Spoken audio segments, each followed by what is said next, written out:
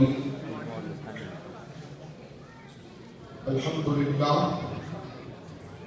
الحمد لله المبدئ المعيد الغني الحميد والصلاة والسلام على سيد الأنبياء خاتم النبيين سيد الأولين والآخرين سيدنا وحبيبنا نبينا وكريمنا ومولانا محمد عبده ورسوله بالهدى ودين الحق والسلام. أما بعد فأعوذ بالله من الشيطان الرجيم. بسم الله الرحمن الرحيم. وما أرسلناك إلا رحمة للعالمين. وعن أبي موسى الأشعري رضي الله تعالى عنه قال النبي صلى الله عليه وسلم: إن الله عز وجل إذا أراد رحمة أمتي على عباده قبض نبيها قبلها وجعله لها فرقا وسلفا من بين يديها. رواه مسلم أو كما قال عليه الصلاة والسلام. ببركة إن الله ملائكته يصلون على النبي يا أيها الذين آمنوا صلوا عليه وسلموا تسليما.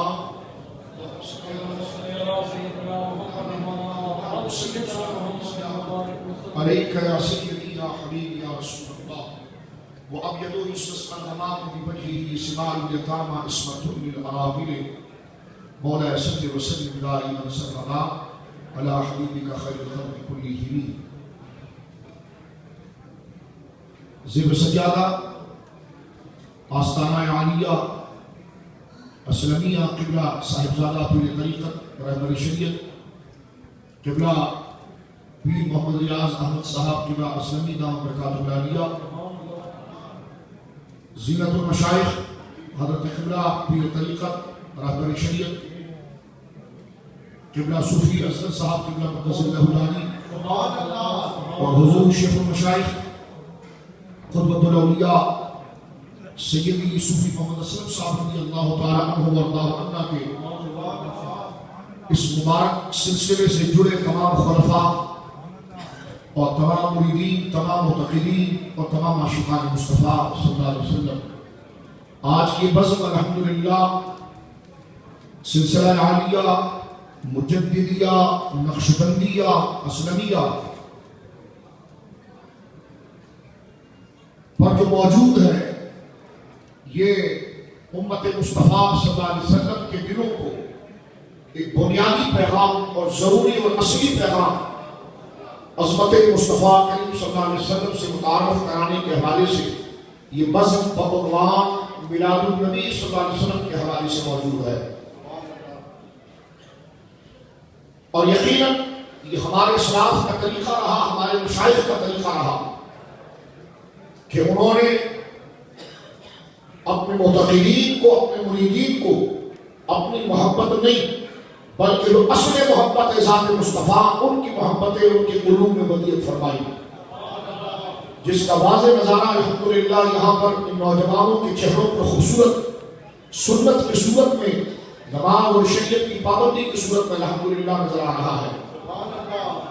آقا علیہ السلام کی عظمت و شان، آقا علیہ السلام کی نسبتوں کی شان جو قرآن و سنت میں بیان ہوئی ہے، آنے والی امت کو اس پیغام اور اس بنیادی نقطہ نظر سے جو واقفیت کرائی جا رہی ہے، میں سمجھتا ہوں کہ یہ تبلیغ دین کا اور خدمت طریقت اور شریعت کا یہ سب سے بڑا باب ہے جو الحمدللہ بتوفیق تعالی ادا کیا جا رہا ہے. آج کی بزم الحمدللہ کے ان اجلہ مشائخ کی موجودگی میں اور ان اجلہ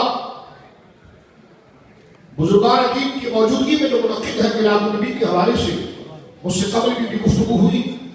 میرے دوستو، مختصر بات، کیونکہ پیچھے سلسلہ طویل ہے، سلسلے کے حالات بھی موجود ہیں، تو میں صرف ایک بنیادی بات عرض کر کے آپ سے کہنا چاہوں گا، وہ یہ ہے کہ بحیثیت مسلمان ہونے کے ہمیں یہ بات سمجھنا انتہائی لازم ہے کہ قرآن اور اللہ کا دین ہمیں صرف نماز پڑھنے کا حکم نہیں دیتا بلکہ حضور کی عزت و تکریم کرنے کا بھی حکم دیتا ہے. قرآن کی آیات، اللہ کا کلام ہمیں صرف نماز روزے کی پابندی کا حکم نہیں دیتا بلکہ سرکار علیہ السلام کی عظمتوں کا اعتراف کرنا، اور حضور علیہ السلام کی شان و تقریب کو بنا لانا، اس کا بھی پابند اللہ رب العالمین ہر نمازی کو کرتا ہے۔ الحمدللہ یہ حسین امتزاج، یہ حسین ملاپ آپ ان مشائخ کے آستانوں اور اہل سنت کے پاس دیکھیں گے کہ جہاں پر نمازوں کی پابندی ہے اور زبان اور دل ذکر مصطفیٰ سے ملتا ہے۔ ہوتا میرے دوستو یوں ہے کہ جب ہم صرف عبادات میں نماز، روزہ، زکات سیکھتے ہیں تو یہ قرآن کی آیات پر عمل ہے جو اللہ نے ہمیں نماز پڑھنے کا حکم دیا، اور یہ وہ مجلس ہے اس میں ان آیات پر عمل ہو رہا ہے جس میں اللہ نے اپنے محبوب کی شان و عظمت کو ذکر فرمایا۔ ایک بات۔ دوسری بات دیکھیے، ہمارے ذہنوں میں کنفیوژن یا پریشانی اس لیے پیدا ہوتی ہے کہ بندہ جس ٹاپک کو پڑھتا ہے اور جس ٹاپک کے قریب جاتا ہے اس سے متعلق اس سے محبت، آگاہی اور آشنائی ہو جاتی ہے۔ مثلا ہمیں نماز کا درس دیا جاتا ہے، نمازیں سکھائی جاتی ہے علماء کی طرف سے، مشائخ کی طرف سے، اور یہ ضروری چیز ہے۔ تو جب نمازوں سے ہمارا لگاؤ ہو جاتا ہے، نمازوں سے ہماری محبت ہو جاتی ہے، تو پھر جہاں نمازیں پڑھی جاتی ہے تو قیمتی قالین بچھائی جاتی ہے۔ جب نمازوں سے محبت ہو جاتی ہے تو پھر اس کے اہتمام کے لیے خوبصورت مسجدیں بنائی جاتی ہیں۔ اس کے اہتمام کے لیے یعنی یہ قالین اگر یہ 1000 پاؤنڈ کا ہے تو مارکیٹ میں 50 پاؤنڈ کا بھی ملتا ہے، لیکن نماز سے لگاؤ اتنا زیادہ ہو جاتا ہے کہ اس کی محبت اور اس کی ادائیگی، اس کے شوق میں قیمتی سے قیمتی چیزیں لا کر مسجد میں رکھی جاتی ہے۔ اس کے پیچھے لاجک کیا ہے؟ لاجک یہ ہے کہ دنیا کی وہ تمام نعمتوں کو جمع کر کے اللہ کے گھر کو آباد کرتے ہیں تاکہ ذکر میں اور نماز میں اور دل لگے۔ یوں تو ابو داؤد شریف کے حدیث سے سرکار علیہ السلام نے مسجدوں کو مزین کرنے سے منع فرمایا۔ ابو داؤد میں روایت ہے سرکار نے مسجد میں نقش و نگار بنانا، مسجدوں کو رنگین کرنے سے آراستہ کرنا یہ منع کیا۔ حضور نے میلاد کو کبھی منع نہیں، لیکن حضور نے مسجدوں کو آراستہ کرنے سے منع کیا۔ لیکن مجھے بتاؤ، جو دوست میلاد کو منع کرتا ہے ان کی مسجدیں کتنی خوبصورت بنی ہوئی ہوتی ہیں، تو کوئی مفسد اس پر حکم کیوں نہیں لگاتے؟ بلکہ متاخرین یہ کہا کہ جب لوگوں کے بنگلے اچھے بن گئے، لوگوں کی کوٹھیاں اچھی بن گئی اور خدا کا گھر جھوپڑے کی طرح ہو، کچا ہو، تو لوگ مسجدوں میں نہیں آئیں گے۔ فرمایا مسجدیں بنگلوں سے اچھی بناؤ تاکہ اس روشنی کو دیکھ کر بندے کا دل عبادت میں لگے۔ تو میں نے کہا حضور نے تو منع کیا تھا کہ مسجدوں کا آراستہ نہ کرو، تو فقہا نے کہا الضروریات و تبیح المحظورات کہ کچھ ضرورتیں بعض منع چیز کو جائز کر دیتی ہیں۔ میں نے کہا جو چیزیں منع تھی زمانے کے حوالے سے وہ جائز ہو گئی ہے، تو میلاد تو ہمیشہ سے تھا، اس کے چرانے پر اعتراض کیسے ہو سکتا ہے؟ اس اصول سے اس مسئلے کو آپ دیکھیں اور سمجھنے کی کوشش کریں۔ جو یہ کہتے ہیں ہم حدیث پر براہ راست عمل کرتے ہیں، میں ان کی خدمت میں گزارش کرتا ہوں ابو داؤد شریف باب المساجد سے حدیث میں بھی آپ کے سامنے پیش کرتا ہوں، جس میں حضور نے مسجدوں کو رنگنے کو، مسجدوں میں زینت کو، مسجدوں کو نقش و نگار بنانے کو، مسجدوں کے اندر بیوٹی پیدا کرنے کو حضور نے منع کیا اور فرمایا اس میں سادگی رکھو، اور یہ نہیں ہونا چاہیے۔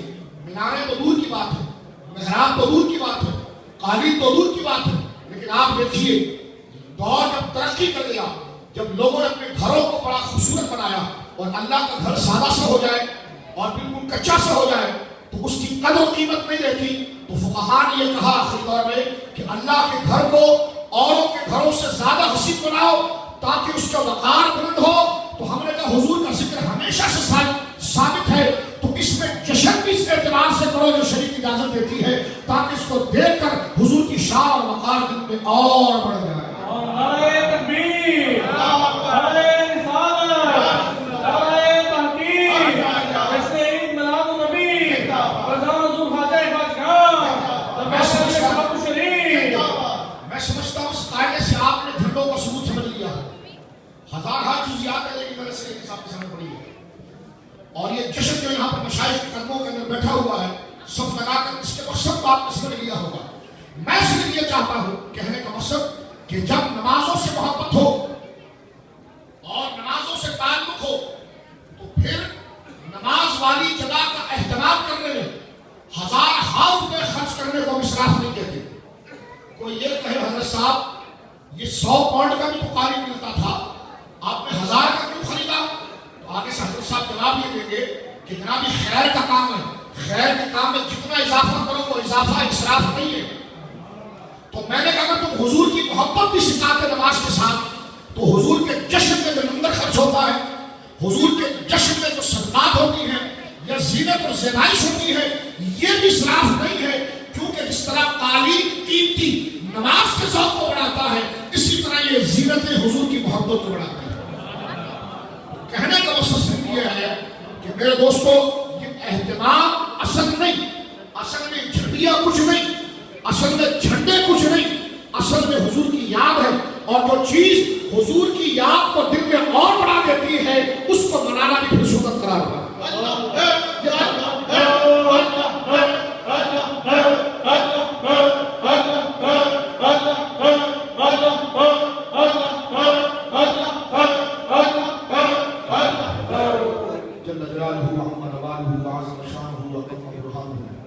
سنیے میرے دوستو، آخری بات جو ہم نے عرض کرنا چاہ رہا ہوں، میرے آقا وہ کریم آقا ہے کہ آپ کا آنا بھی رحمت، آپ کو دنیا سے جانا بھی رحمت۔ میں کل رات کو مسند امام احمد کی حدیث پڑھ رہا تھا، اور یہ مسند امام احمد میں اہل علم یہاں موجود ہے، یہ مسند امام احمد میں مسند شامین کے بعد حضرت امام احمد نے حدیث سلمان فارسی کا ایک باب باندھا ہے، یہ بہت آسانی سمجھ جائے گی آپ، حدیث سلمان فارسی کا ایک باب باندھا ہے، اس میں آپ نے حدیث نقل کی ہے کہ حضرت سلمان فارسی سے کچھ لوگوں نے پوچھا کہ سرکار دو عالم کی حیثیت باپ کی بھی ہے امت میں، استاذ کی بھی ہے، مرشد کی بھی ہے، بزرگ کی بھی ہے، تو سرکار نے اگر کوئی مرشد اگر اپنے مرید کو ڈانٹ پلا دے تو کیوں کوئی صبر کرتا، صحیح کیوں نہیں بیٹھتا؟ یہ استاد کیا کرے، سبق یاد کیوں نہیں کیا تھا اور ڈانٹ دے؟ تو کسی نے سلمان فارسی سے پوچھا، مسلم محمد کسی نے پوچھا کہ سرکار نے اگر اپنی زندگی مبارکہ میں حیات ظاہری میں کسی صحابی کو تعلیماً ڈانٹا ہو، کہا اس صحیح بیٹھا اس طرح ہوگا، تو کہا اس کا شرعی حکم کیا ہے؟ اب سننے کا بات کہ سرکار کی سر شیخ صاحب تشریف فرما ہے، اور یقیناً ان کا رتبہ باپ سے زیادہ قیمتی آپ نے اعلیٰ حضرت نے لکھا کہ باپ سے رشتہ بندے کا نسب کا ہوتا ہے، پیر اور عالم سے رشتہ بندے کا مذہب کا ہوتا ہے۔ سبحان اللہ۔ تو لہذا مشائخ کا ادب جو ہے وہ باپ سے زیادہ ہے، مشائخ کا ادب جو ہے وہ باپ سے زیادہ ہے، اس لیے ان کی شفقتیں بھی باپ سے زیادہ ہوتی ہیں۔ اب ذرا سنتے چلے یہاں، تو حضرت سلمان فارسی سے بندے نے پوچھا، صحابی تھے وہ، بلکہ تابعی تھے، پوچھا کہ حضور نے جو اپنی زندگی میں کسی صحابی کو بطور باپ ہونے کی شفقت میں، بطور استاد ہونے کی تعلیماً کسی کو ڈانٹا ہو، تم نے ایسا کیوں کیا، تم نے یہ کیوں کیا؟ تو اس کا جواب کیا ہے کہ سلمان فارسی کو پہلے اس کو ہٹا کے رہے کہ یہ سوال نہیں پوچھو، یہ نہیں پوچھو، نہیں پوچھو، جاؤ سے۔ تو اس نے آپ کو چھوڑا نہیں، وہ پیچھے لگا لیا، وہ آگے تکا دیا، اس نے کہا حضرت مسئلہ کلیئر کریں آپ، سرکار رحمت العالمین ہے، تو سرکار نے اگر کسی کو ڈانٹ دیا تو اس کا کیا ہوگا؟ تو سلمان فارسی نے ہاتھ پکڑ کے اٹھا دیا، اور صحابہ بیٹھے تھے، فرمایا میں نے خود حضور سے سنا ہے، سرکار نے فرمایا میری امت سنو، میرے صحابہ سنو، مجھے اللہ نے تمہارے لیے ایسا کامل رحمت بنا کر بھیجا ہے ساری امت کے لیے، فرمایا اگر میں نے اگر کسی کو ڈانٹ پلائی بطور تعلیم کے، جیسے استاد شاگرد کو، جیسے مرشد مرید کو، تو فرمایا گھبرانا نہیں، میرے وہ سخت الفاظ مظاہر قیامت کے دن میری شفاعت اور میری رحمت ہی کا ذریعہ بنے گی۔ آپ اندازہ لگائیے میرے دوستو، یہ سرکار صلی اللہ علیہ وسلم کی کریمی ہے کہ جو سرکار کی زبان سے یہ الفاظ ہیں، اور جب میرے آقا اس دنیا سے رخصت ہوئے، رفیق اعلیٰ کا سفر فرمایا، تو کچھ لوگوں کو پریشانی بھی یہی ہے کہ حضور چلے گئے اور آپ جشن منا رہے ہیں، تو میں نے کہا کہ آپ کے گھر بھی تو شادی تھی، آپ نے شادی کیوں کی؟ ہم نے یہ تو حضور کا ذکر کیا نا، آپ نے تو اپنے ذات کا کام کیا، اگر آپ کے ذات کے کام میں شادیاں ڈھول باجے سب جائز ہو گئے، ہم نے تو اللہ کے ذات میں حضور کا ذکر کیا، تو یہ نہ کیسے ہوا؟ آپ نے غم کیوں نہیں کیا؟ غم کے لیے ہم رہ گئے، کلمہ آپ بھی پڑھتے ہیں نا۔ توجہ کریں میرے دوستو، نادان نہ بنے، یہ اتفاق اور اتحاد کا موضوع، اختلاف کا نہیں ہے۔ میں آپ کو دیکھ رہا ہوں، آپ مجھے دیکھ رہے ہیں، میں آپ کو نہیں جانتا، آپ مجھے نہیں جانتے، یہ بزرگوں کا صدقہ ہے کہ ہمیں دوسرے کو خوشی سے دیکھ رہے ہیں کہ یہ حضور کے ذکر کی برکت ہے۔ تو حضور کا ذکر اور یہ ملاد ہمارے مشائخ نے ہمیشہ، ہم نے اپنے استادوں سے پوچھا، اپنے بزرگوں کی کتابیں پڑھا، مشائخ کا طریقہ یہ ہے کہ وہ ایک نقطے کا بیج دل میں لگاتے اور حضور کی محبت ہے. سرکار مجدد پاک نے یہی کام کیا. جب حضور کی محبت دل میں لگ گئی بس اب سارا درخت خود بخود کھڑا ہو گیا. یہ جملہ سنیے ختم کرتا ہوں. ہمارے نبی مکرم وہ ہیں جب آئے تو لقد من اللہ، اور جب رفیق اعلیٰ کا سفر فرمایا تو حضرت موسیٰ شریف، مسلم شریف کتاب الفضائل میں روایت موجود ہے صحیح سند کے ساتھ، حضرت موسیٰ شریف کہتے ہیں کہ میں نے خود حضور سے سنا اپنے کانوں سے. سرکار نے فرمایا اذا اراد اللہ عز وجل امتا، فرمایا کہ ان اللہ تعالی اذا اراد رحمت امت علی عبادہ، اللہ جب کسی بندے کو، کسی نبی کی امت پر، کسی بندے پر احسان کرنا چاہتا ہے، رحمت کرنا چاہتا ہے، تو فرمایا قبض نبیہا قبلہا، اس بندے کے انتقال سے پہلے اس نبی کو پہلے اپنے پاس بلا لے. ہمارے مصطفیٰ وہ ہیں جو اگر مزار میں جائیں تو ماتم کی ضرورت نہیں ہے. میں مزاح میں بات کرتا ہوں، محسوس نہ کیجیے گا. کچھ لوگ سفر کی 20 تاریخ کو روڈ پر سینے پر ہاتھ لگا رہے تھے، یہ 10 محرم کو سینے پر ہاتھ لگا رہے تھے. تو مولوی صاحب کہنے لگے اسلام میں شوق نہیں ہوتا 3 دن سے زیادہ. تو میں نے کہا 12 گھنٹے میں فتویٰ کیوں ہو جاتا ہے؟ شوق کیوں کرتے ہو؟ میں نے کہا حضرت اعتدال سے بات کریں، لائن کے ادھر ہو کر بات نہ کریں، حضور کی صف میں آ کے بات کریں. تو عشق کی نظر سے دیکھیں تو آپ کو سب نظر آ جائے گا. یہاں پر امام نبوی کا ایک جملہ سنیے، فرمائش میں کیا لاجک کیا ہے کہ نبی دنیا سے بظاہر رخصت ہو تو یہ امت کے لیے رحمت ہے خدا کی، اس میں وجہ کیا ہے؟ فرمایا حضور نے خود بتایا، فرمایا فجعلوہ لہا فرقا وسلفا من بین یدیہا، کہ نبی اس سے پہلے اس کے لیے فرق بنے. فرق کس کو کہتے ہیں؟ امام نبوی نے کہا فرق ہوا ہے کہ ابھی آپ کسی قافلے میں جا رہے ہو تو آپ سے پہلے کوئی آگے پہنچ جائے اور آپ کے لیے بستر بچھا کر رکھے، پانی بنا کر رکھے، کھانا لگا کر رکھے، جیسے ہی آپ پہنچے تو کہے کہ آپ تھک گئے ذرا آرام کر لیں، پانی پی لیں. اس کو کہتے ہیں فرق. تو سرکار اپنی امت کے لیے ایسے قریب ہے. اللہ فرماتا میں نے محبوب کو، یو کے والوں تم 1500 سال بعد پیدا ہو رہے ہو، تمہارے 1500 سال پہلے میں نے مصطفیٰ کو اپنے پاس اس لیے بلایا کہ فجعلہ لہا فرقا وسلفا بین یدیہا، کہ جب تم قبروں میں جاؤ تو تمہارے لیے قالین پہلے سے بچھے.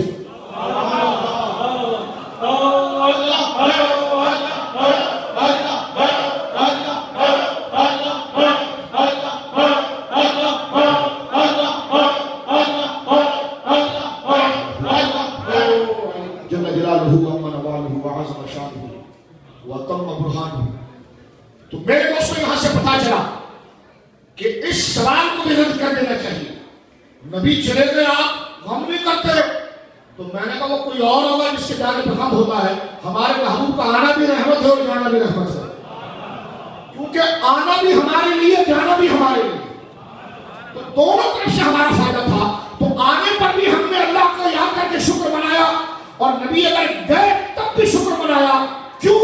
اس لیے کہ حضور نے فرمایا فرقا وسلفا، تمہارے آنے سے پہلے میں تمہاری شفاعت کا انتظام کر کے رکھا.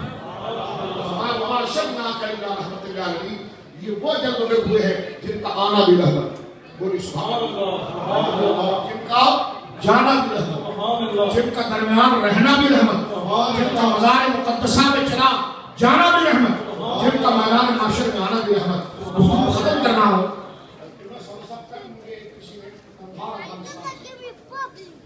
ایک تصویر سے قندھار کے سادات اور مشائخ، کیونکہ گاؤں کے مشائخ بھی کرتے ہیں، نکلتی خان کا اسے اللہ کا رسم شبیلی، یہ انہیں کا کام ہے.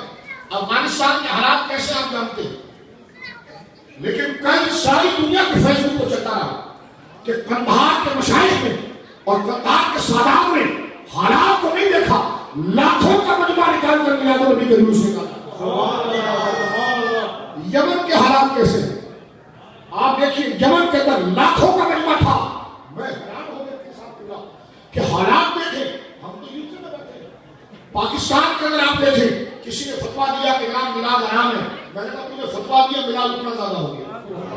پاکستان میں لاہور میں 21 توپوں سے سر، ایک توپ کا گولا جب نکلا پھر نعرہ لگا محبوب کی آمد، بشیر کی آمد، کی آمد, خدا کے نائب مطلق کی آمد, خدا کے خلیفہ اعظم کی آمد. 21 توپوں سے پاکستانی افواج نے سلام پیش کیا. سرکار کی آمد, دادا کی آمد, سونے کی آمد, اچھے کی آمد. میرے دوستوں, میں حیران ہو گیا کہ بزرگوں کی خدمت میں اس لیے عرض کر رہا ہوں کہ میرے اور آپ کے لیے ذریعہ نجات میں میں حیران ہو گیا. دنیا کا ملک جہاں سے سورج گفتگو ختم کرنے کا توجہ کرنا, کیونکہ یہ ذمہ میرا اور آپ کا نہیں ہے, یہ خدا نے خود اٹھایا ہے. ٹھیک ہے, ہم نبی پاک کا ملاد کر کے کون سا ذکر مدد کر دیں گے جس کا ذکر خود خدا کرے, اس میں کمی کب ہوتی ہے؟ تو یہ تو 20 سال کے قدموں میں بیٹھ کر یہ ذکر ہو رہا ہے, یہ خود کو بلند کرنے کے لیے ہو رہا ہے, خدانی کے لیے ہو رہا ہے. جہاں سے سورج نکلتا ہے, جہاں ڈوب رہا ہے, عرب ہو, عجم ہو, امریکہ ہو, آسٹریلیا ہو, یورپ ہو, یو کے ہو, پاکستان, افغانستان, بنگلہ دیش, پوری دنیا کے اندر سرکار کا میلاد ہوا. میں حیران ہو رہا تھا کہ یہ تو اٹھا کون رہا ہے, ان کو ڈر نہیں لگتا؟ حالات ایسے, بمباری ہو رہی ہے, بم بلاسٹ ہو رہے ہیں, یہ ڈرتے نہیں. تو مجھے میرے امام کا ایک شعر یاد ہے. رات کو میں نے وقت نکال کے اس کو لکھ کر اپنے واٹس ایپ پر سب کو بھیجا تاکہ ایک بھی خوش ہوا تو میں گناہگار بخش دیا گیا. میں نے کہا کہ چاروں عالم میں مصطفیٰ کا ملا, نہ خوف نہ کوئی ڈر. میرے امام نے بڑی خوبصورت بات کی, فرمایا عرش پہ تازہ چھیڑ چھاڑ. اللہ سنے میرے امام کا, فرمایا عرش پہ تازہ چھیڑ چھاڑ, فرش پہ طرفہ دھوم دھام. ملا جی کان کدھر لگائیے تیری ہی داستان, کان کدھر لگائیے تیری ہی داستان ہے. افغانستان میں یا مصطفیٰ, یمن میں یا مصطفیٰ, عرب میں یا مصطفیٰ, یو کے میں یا مصطفیٰ, امریکہ میں یا مصطفیٰ, کان کدھر لگائیے تیری ہی داستان. نعرہ تکبیر, نعرہ رسالت, نعرہ تحقیق, جشن عید میلاد نبی, شان و عظمت مصطفیٰ. جس کو بخشنا ہوتا ہے نا, اس کے دل کو خدا اپنے محبوب کے نرم کرتا ہے. میں ایک بات بس کروں, احتیاط کرنے والے ہمارے مشائخ, میرے والد گرامی سے میں نے پوچھا کہ آپ کبھی جب غوث پاک کے بارے میں آپ سے پوچھا جاتا ہے تو آپ کبھی نام لیتے ہیں غوث اعظم کا, یا کبھی رک کر جا کر وضو کر کر آتے ہیں, اس کا مقصد کیا ہے؟ تو فرمایا ہمارے مشائخ نے ہمیں سمجھایا کہ شیخ غوث اعظم کا اگر نام اصل نام عبد القادر, اگر بغیر وضو کے لیا تو ایمان گرے گا.